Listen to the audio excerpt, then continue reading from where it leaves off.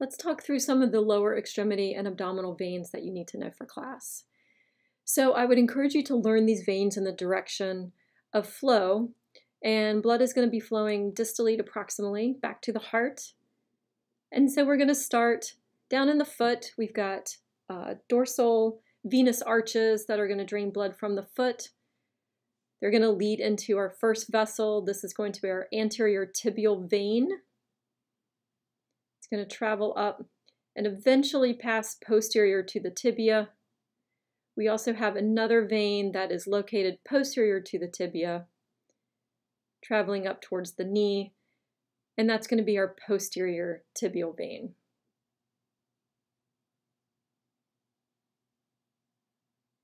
And it's going to join with our anterior tibial vein. That starts anteriorly and then travels behind the knee.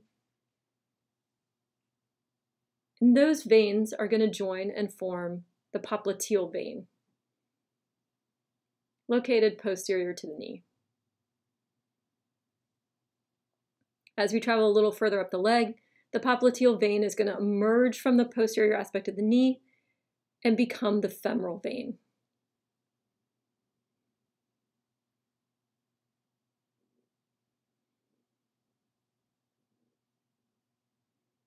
The femoral vein is going to travel just deep to the inguinal ligament. So that's a landmark again. We've saw that landmark once with the arteries.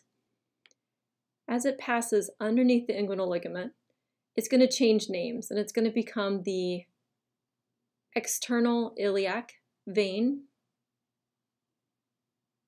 We have the same thing going on the other side. We have a left femoral vein that's going to travel up, pass underneath the inguinal ligament, and then we're going to have a merging of external iliac vein with internal iliac vein.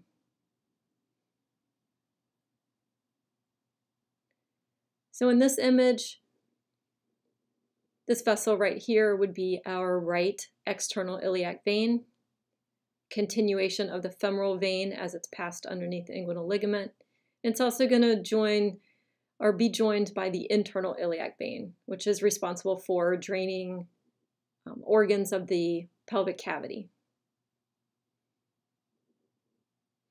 The external iliac and internal iliac veins are going to join to form the common iliac vein. So you're going to have a left and right common iliac vein, which are going to join to form the inferior vena cava. Now, we've learned that our extremities have two sets of veins. We've just talked about deep veins. Now, we do have a pretty prominent superficial vein that's going to travel all the way up the medial aspect of the leg. And this vein is called the great saphenous vein. And we've talked about this vein before in class. This is one that they commonly use for bypass grafting in the heart.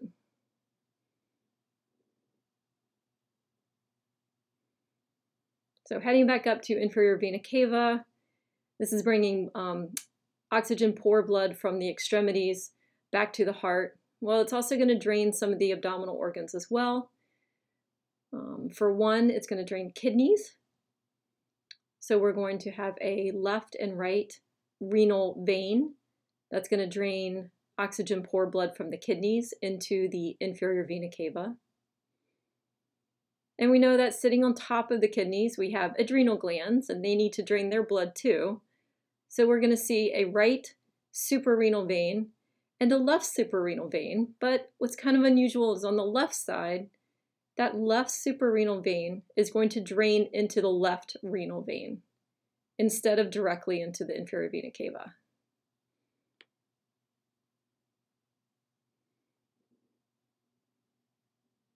We'll also see veins draining our testes or ovaries.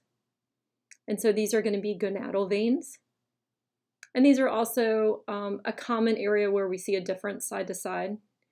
The left gonadal vein is going to drain directly into the left renal vein, whereas the right gonadal vein drains directly into the inferior vena cava.